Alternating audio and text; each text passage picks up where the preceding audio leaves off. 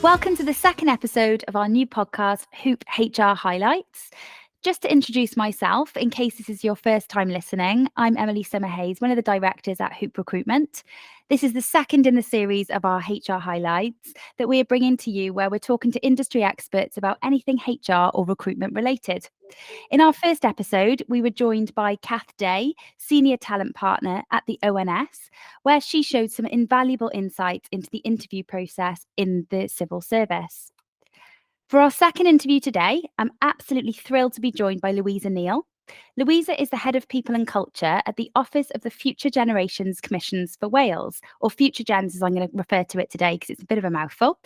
Future Gens are currently trialling a 4-day working week, and I'll ask Louisa today a lot of questions around how this works in practice and what the feedback has been so far.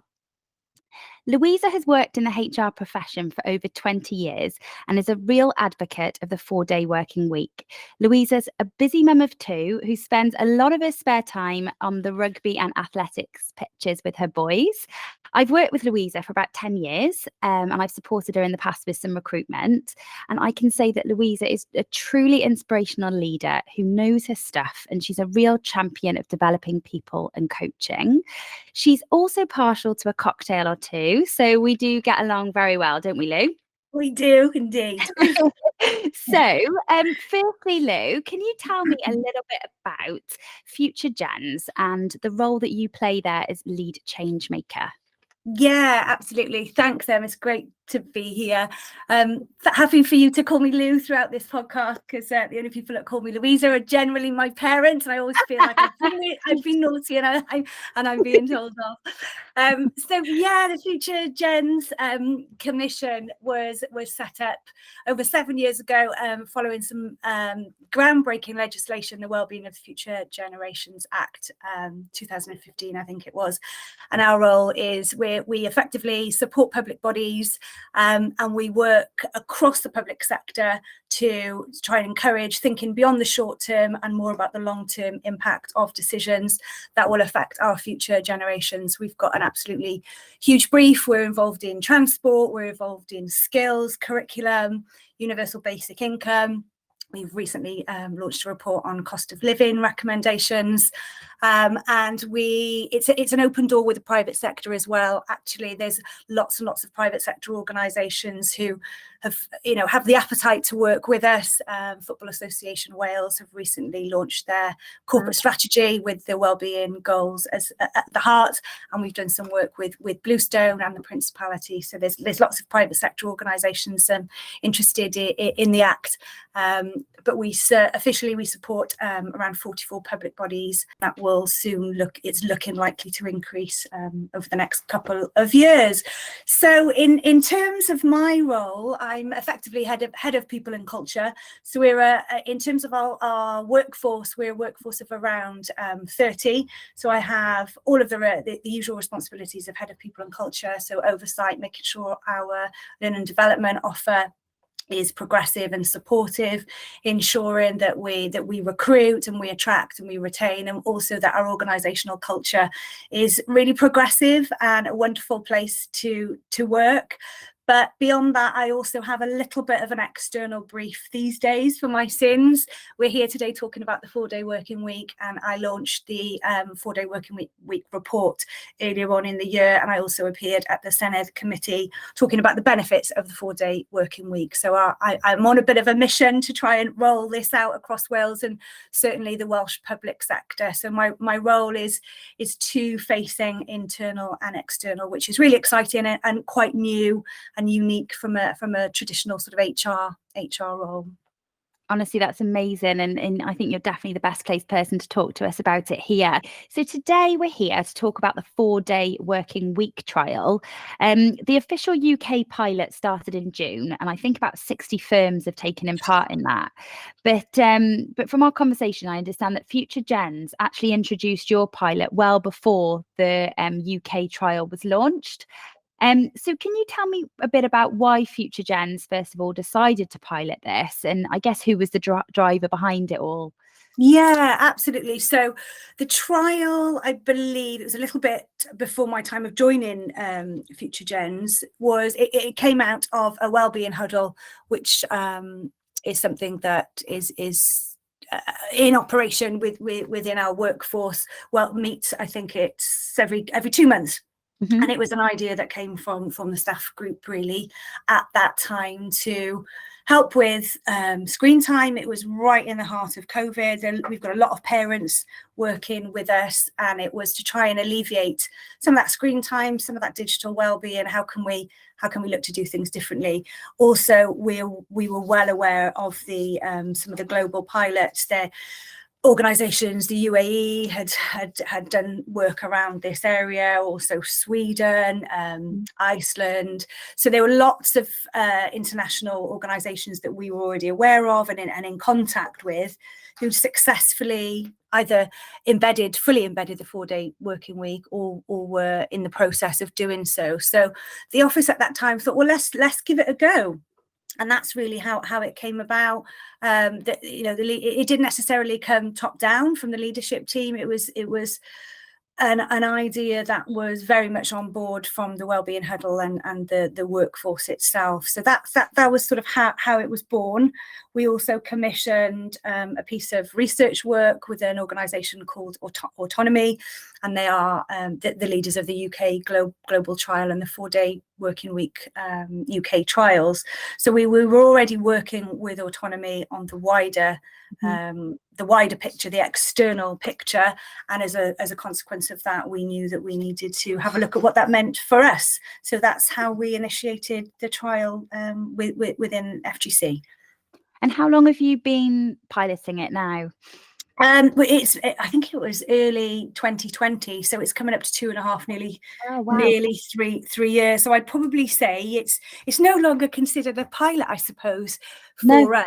It's almost embedded into the way we work. And we advertise it as part of our recruitment offering. It's very much our organisational culture, and we refer to it as a shorter working week. We do as opposed to 4-day working week, because it's, I can go into that in a bit more detail. It's not necessarily everybody works 4 days. It's the shorter working week. So we have the premise of how can we work 30 hours as opposed to the standard 37, which was our contractual arrangement. So our aspiration is to try and achieve a 30-hour working week as opposed to a 37.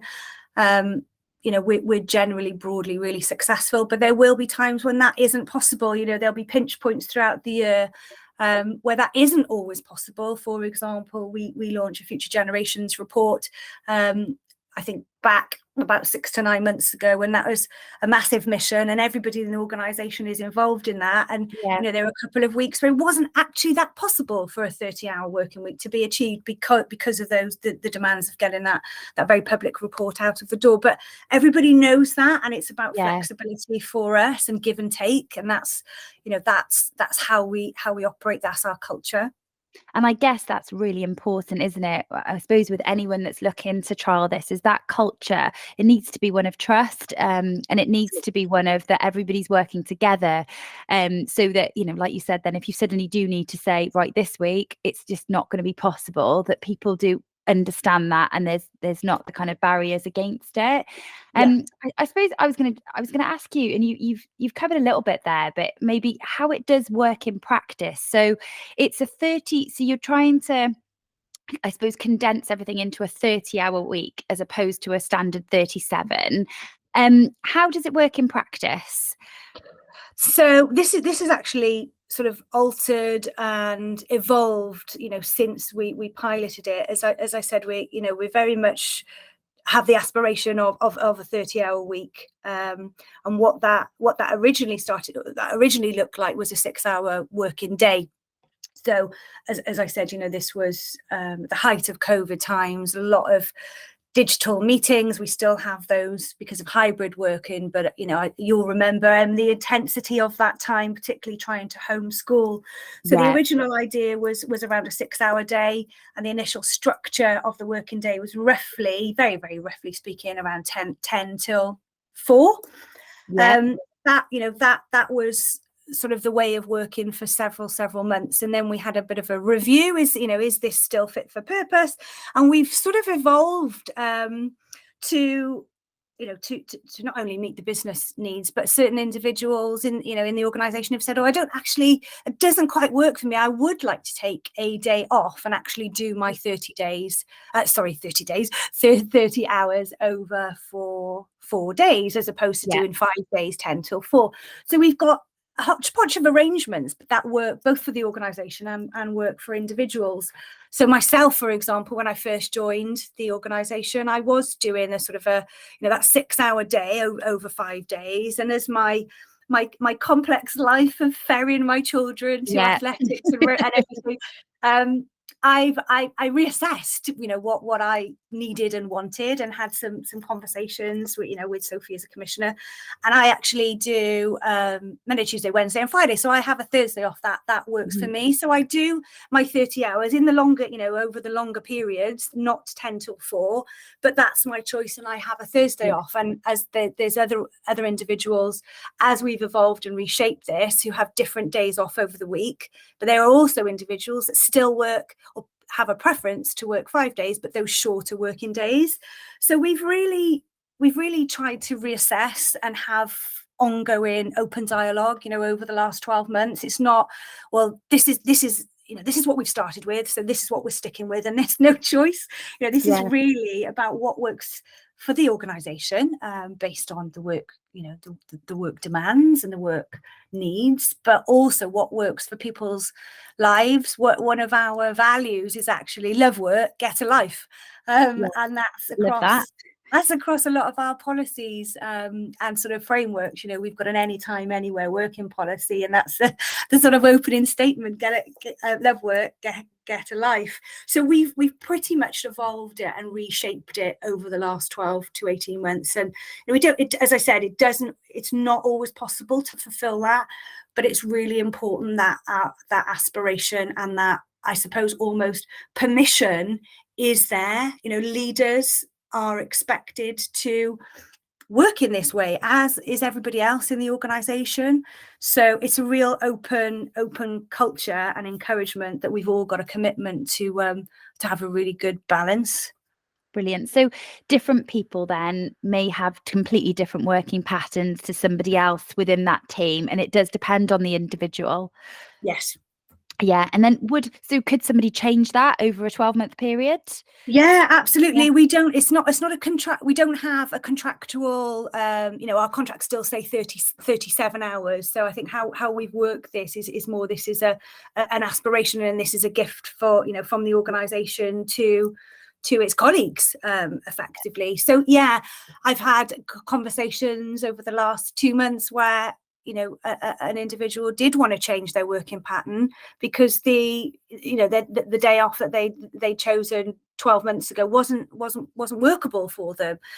So absolutely, it's all about open discussion and dialogue and reassessing priorities, that meet the business needs as well as the individual. It has to be that balance struck. Yeah, absolutely. And just to, ask the question, I'm assuming then people get paid the same salary for doing the 30 hours than they would if they were on the 37.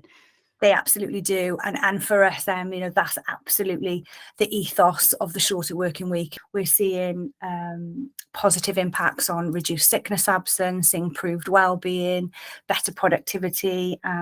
So it is not about compressing hours and getting paid less. It's actually about working less and getting paid more. And actually, This is a really big union agenda at the moment as well. Mm-hmm. We know where we are with strikes and pay positions across the organisation, across the various sectors rather, and it's from a policy area, actually working less for the same salary is, I think it's going to happen. It'll take time, but the momentum is really, really rising on this. Fantastic. And you mentioned the word earlier, giving them a gift. That is definitely a gift, isn't it? And I think I'd be really interested to know. I mean, it sounds like it happened before your time there, but you may be aware of this. How was it delivered to the workforce, and what was their reaction? as I said, I think a lot of the conversation, the whole organisation is aware of the policy areas that the organisation is focused on. We don't have a traditional line manager structure. We're quite agile, and we have delivery teams and different individuals working on various projects and dipping in and dipping out. So as a progressive organisation, everybody that works for Future Gens would have been aware of the 4-day working week movement. So it wasn't delivered in, there was a, oh, Sophie, there's a huge announcement that this is what's happening. As I said, these conversations were, I suppose, a bit more organic, came out of the wellbeing huddle, and we'd commissioned a piece of work with autonomy, as I referenced earlier. And it was, let's do this ourselves. We have to walk the talk. If we are advocating a policy area, we have to know how it works for us in practice. Yeah, and that's the beauty of my role. Although it would be good, wouldn't it, to be a fly on the wall for that kind of announcement. You just envisage the whole workforce just being like, what? Yeah, absolutely. And I'm sure there are lots of organisations, those organisations who are part of the UK pilot, that may or may not have that. We spoke a little bit earlier before we turned the microphones on. Merthyr Valley Homes are one of the biggest Welsh pilots of this, and I think it'll be, I'm sure you're going to have a conversation with Merthyr Valley Homes and conversations, but I don't know if there was a big ta-da. I'm not sure. It wasn't really a ta-da moment with us. It was more natural evolution, and this is a policy area that we're really passionate about. We're giving this a go. Fantastic. So you mentioned earlier about that you've seen some changes in productivity, and I'm imagining sort of candidate attraction as a result of this programme. Could you talk a little bit about that with how are you measuring that with the productivity and engagement and things like that? Yeah, so we have what we call Petty Pulse, which is an organisational survey that goes out every quarter. So I'm sort of assessing as part of those Petty Pulses, handful of questions. What we don't do is an annual organisational survey of hundreds and hundreds of questions. It's sort of a very, very regular temperature check. So always ask questions around the how the 4-day working week is going. Are there any barriers? What's getting in the way? We also report our productivity we have an audit risk and assurance committee on a quarterly basis, and we recently launched a communications impact piece of work highlighting all of our successes and achievements. So it's quite all organic. What we don't have, and this could well change. We have a new commissioner. Very sadly, Sophie is leaving. Massive boots to fill. And we have a new commissioner joining us in March, and it may be something we don't have sort of OKRs or set KPIs. That could change. What we do have is a strategic roadmap where all our priorities are mapped out, and everybody has an individual roadmap. We also have a framework called a cheerleader framework, which is a one-on-one sort of well-being buddy, but also you discuss your performance and your productivity with your cheerleader. And every month, cheerleaders meet with the leadership team. We have a senior leadership team meeting once a month, and cheerleaders meet to discuss and calibrate performance and any barriers and challenges that are getting in the way, and is there any additional support needs that need to be put in place for either individuals or team. I say teams, we don't, as I referred earlier, we don't have teams in the traditional sense of the word. So our performance and our productivity is discussed on an ongoing basis. We don't have annual appraisals. We very much move to those continuous conversations and check-ins, and that's our cheerleader model, and it seems to be working at the moment. It's not perfect, it's constantly reviewed and an evolution, but our sickness absence, what I will say, our sickness absence is pretty low. I think that when I last checked, it was about 0.47%. So, from that element, it's telling us that our 4-day working week is working. And from an attraction tool, as I mentioned, we are expressly advertising a shorter working week in our recruitment materials, and it is a point of conversation during our recruitment process. And in the surveys that I've done with our workforce, they are telling me it is the number one benefit. And with a new commissioner joining, please don't get rid of it. That is the number one cultural most important benefit that we're offering, that flexibility and that ability to choose to work a shorter working week. Absolutely. Have you had any challenges with the programme at all? There were some kinks, I think, early on, and that was more around, I think, perception. We worked with autonomy, and we did a review about 9 to 12 months after we sort of initially launched, and this was very early on. When I joined the organisation, I was involved in that review, and some of the feedback was workload, whether because of day-to-day workload pressures or because individuals had lost track of their hours worked. Some team members were saying it was a little bit more difficult for them to achieve at that time it was a 6-hour working day. We're a very ambitious organisation. I think there was that tension. Well, we've got all these ambitions and all these strategic priorities. Does that meld with a 6-hour working day? But our cheerleader framework and our cheerleader model, we have those conversations, and if there's anything getting in the way, it's talked about very openly. And we work on the basis of, we want to make this work, so if it isn't happening, what can we start, what can we stop, what can we continue, and to reassess those priorities.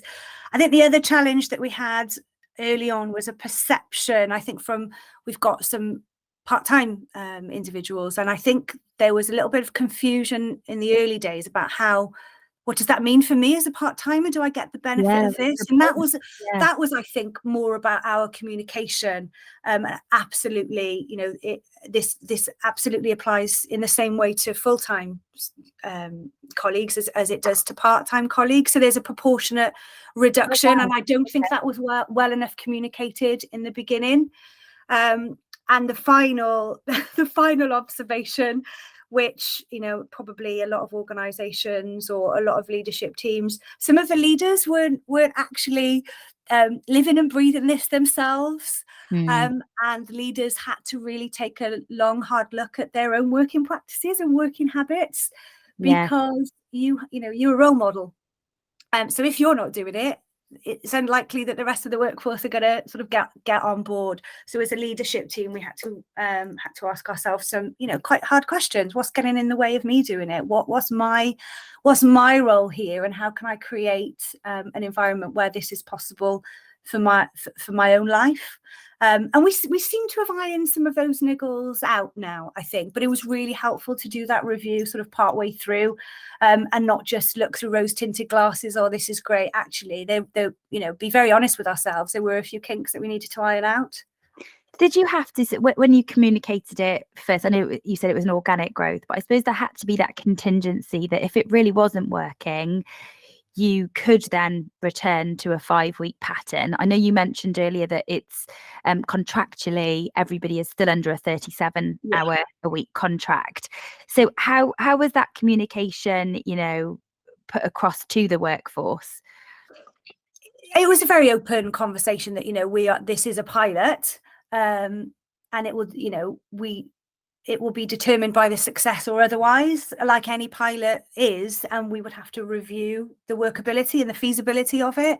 So I think that there was always that risk, but we were 100% committed to making this work. Is a policy area, as I said, that we were advocating for externally. So we had to try and iron out the kinks and be really clear that we genuinely think this is a possible way forward for lots of organizations. And if we can't make it work for ourselves, what hope do we have in advocating it out elsewhere? So there was always that risk, but if I'm perfectly honest with you, it was more about overcoming the challenges and barriers rather than, oh, it's not working, we're going to give up. It's what we can do rather than what we can't do. That's the attitude that we've always had. Fantastic. And I suppose this question is more related to you as an advocate, because I know Future Gen's relatively small in size. Just talking about other organisations that might be interested in giving this scheme a go. How do you think that a 4-day working week could impact companies with more operational staff, such as manufacturing or healthcare? Is it possible for them as well? I'm not going to sit here and tell other organisations with a different operating model what to do, but I think what's important is the experimentation.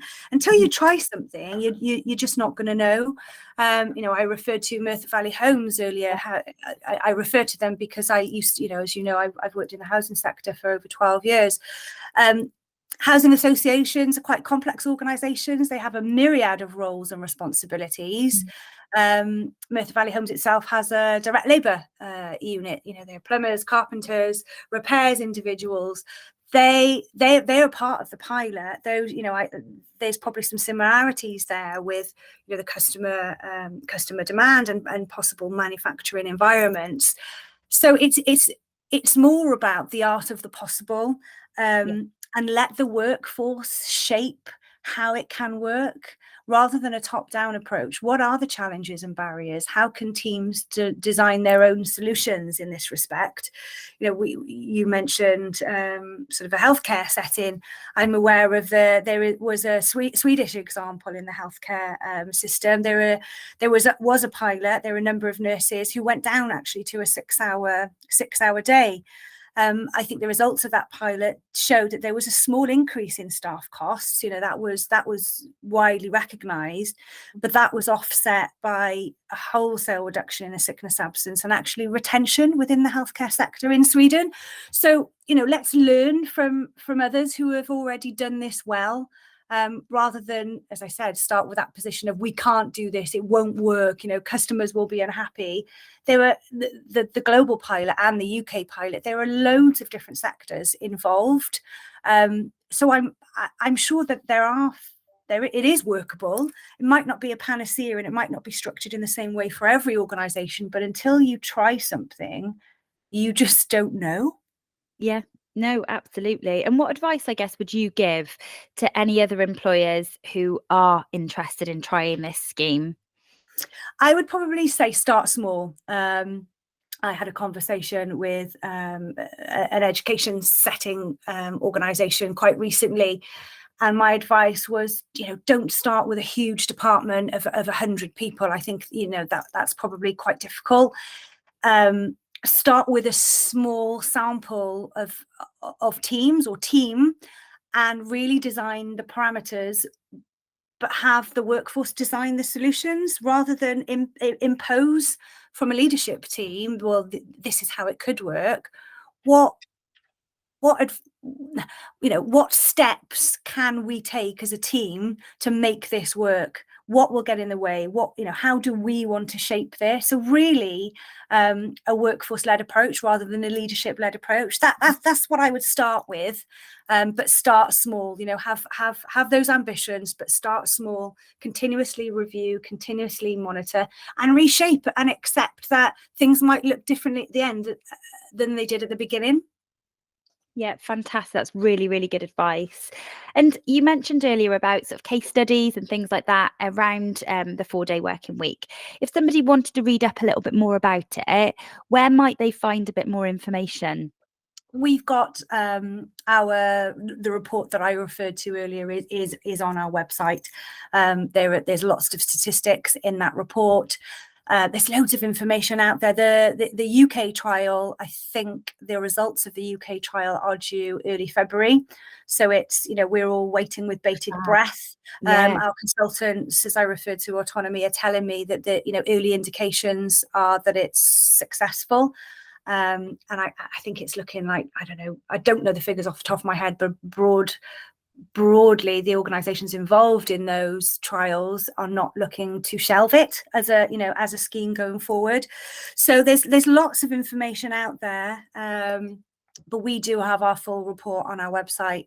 And as I said, if anybody wants to, I've got an open invitation. If anyone wants to have a discussion with me, I've been advising some public bodies recently. There's some local authorities across Wales who are already interested, and we've been providing that advice and guidance as to, how we can start it. But there's loads of information out there.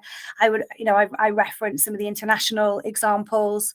have a look to those progressive organisations out there who have been successful already, because we're a little, in Wales we are a little bit behind, and certainly public sector we're very much behind in getting this off the ground.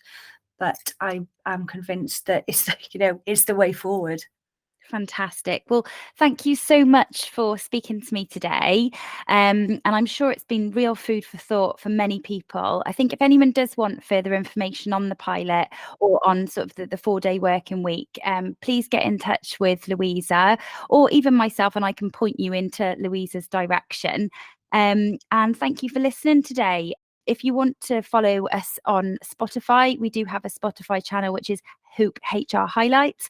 And we also have a YouTube channel, and we've got some really fantastic guests lined up over the next few months. And we're really enjoying learning more about what people are doing in Welsh businesses at the moment. So thank you so much, Louisa.